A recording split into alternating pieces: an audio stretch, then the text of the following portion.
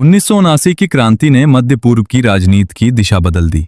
उस समय एक धार्मिक नेता उभरा जिसने न केवल अपने देश को बदल दिया बल्कि इलाके की ताकतों के बीच वैचारिक और राजनीतिक टकराव को भी विस्तार दिया। इस नेता का नाम था आयतुल्लाह अली खामनेई।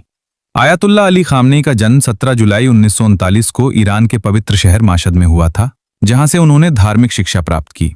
वे एक धार्मिक परिवार से जुड़े थे और युवावस्था में ही उन्होंने धर्म और राजनीति के बीच गहरे संबंधों को समझना शुरू कर दिया। 1957 में उन्होंने पहली बार आयतुल्लाह रूहुल्लाह खुमैनी से मुलाकात की, जो बाद में ईरान में इस्लामिक क्रांति के सबसे प्रभावशाली नेता बने। 1960 और 1970 के दशक में खामनेई ने शाह की तानाशाही के खिलाफ आवाज उठाई और कई बार जेल भी गए। शाह का शासन पश्चिम के साथ बहुत अधिक जुड़ा हुआ था और उस समय के युवा धार्मिक नेता शाह की नीतियों को अक्सर विदेशी दबाव और धार्मिक असंतोष से जोड़ते थे। 1979 की क्रांति के बाद ईरान का सामाजिक और राजनीतिक ढांचा पूरी तरह बदल गया। शाह के शासन का अंत हुआ और खुमैनी ने इस्लामिक गणराज्य की स्थापना की, जहां धर्म को राजनीतिक सत्ता का आधार माना गया। खामनेई वहां एक महत्वपूर्ण भूमिका निभाने लगे। क्रांति के तुरंत बाद खामनेई को डिफेंस मिनिस्टर और रिवोल्यूशनरी काउंसिल का सदस्य नियुक्त किया गया।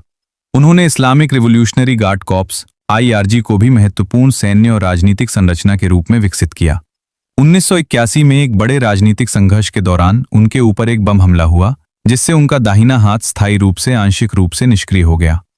इसके बावजूद उन्होंने राजनीति में अपनी पकड़ बनाए रखी और गंभीर चुनौतियों के बावजूद नेतृत्व के लिए अपना मार्ग जारी रखा। उसी वर्ष उन्हें ईरान के राष्ट्रपति के रूप में चुना गया और वे ऐसे पहले धार्मिक नेता बने जिन्होंने इस्लामिक गणराज्य में सर्वोच्च राजनीतिक पद पर चुनाव के बाद प्रवेश किया। 1989 में रूहुल्लाह खुमैनी के निधन के बाद ईरान की संविधान सभा ने तमाम बहसों के बावजूद खामनेई को सुप्रीम लीडर के पद पर सभा द्वारा चुना। ये पद न केवल राष्ट्रपति या संसद से ऊपर था, बल्कि देश की सैन्य, धार्मिक और न्यायिक व्यवस्थाओं पर भी अंतिम अधिकार रखता था। सुप्रीम लीडर के रूप में खामनेई ने न केवल अपने देश की नीतियों को नियंत्रित किया, बल्कि उन सभी संस्थानों पर प्रभाव डाला जो ईरान में राजनीतिक दिशा तय करते हैं: सेना, न्यायपालिका, मीडिया और विदेश नीति पर। 1989 रूहुल्लाह खुमैनी के निधन के बाद जब अली खामनेई को सुप्रीम लीडर चुना गया, तब बहुत से विश्लेषकों को लगा कि वो एक समझौता उम्मीदवार हैं, एक ऐसा चेहरा जो अस्थायी संतुलन बनाए रखेगा। लेकिन इतिहास ने कुछ और लिखा।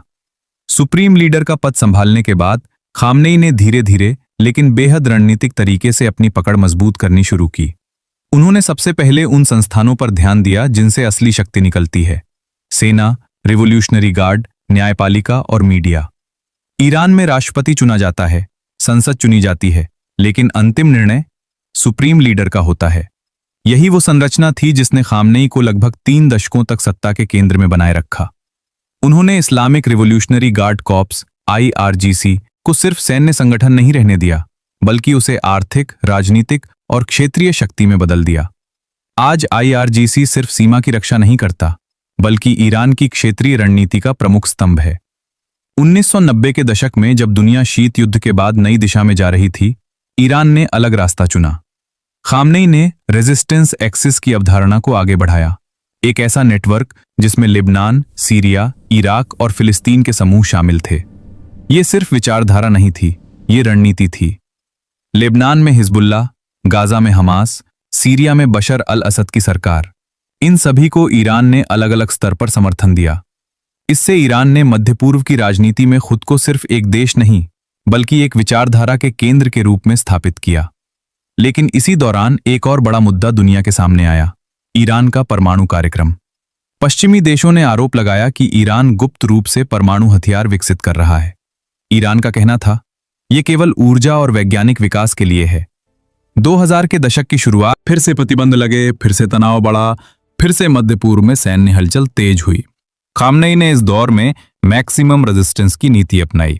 उन्होंने घरेलू उत्पादन, सैन्य तकनीक और क्षेत्रीय गठजोड़ को और मजबूत करने पर जोर दिया। इस दौरान ईरान ने मिसाइल तकनीक में उल्लेखनीय प्रगति की। ड्रोन तकनीक में भी ईरान ने अपनी मौजूदगी दर्ज कराई। इन क्षमताओं ने उसे क्षेत्रीय ताकतों के बीच अलग पहचान दी। लेकिन हर नीति का असर देश के अंदर भी पड़ता है। आर्थिक प्रतिबंधों ने ईरान की जनता को प्रभावित किया, मुद्रास्फीति बढ़ी, रोजगार के मुद्दे उभरे और कई बार सड़कों पर विरोध प्रदर्शन भी हुए। खामनेई का जवाब हमेशा 2 हिस्सों में होता था। पहला, राष्ट्रीय एकता की अपील, दूसरा, बाहरी दुश्मनों पर आरोप।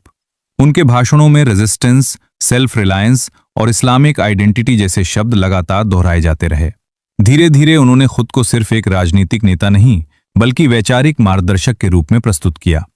उनकी तस्वीरें सरकारी दफ्तरों में, स्कूलों में, सैन्य मुख्यालयों में हर जगह मौजूद रहीं।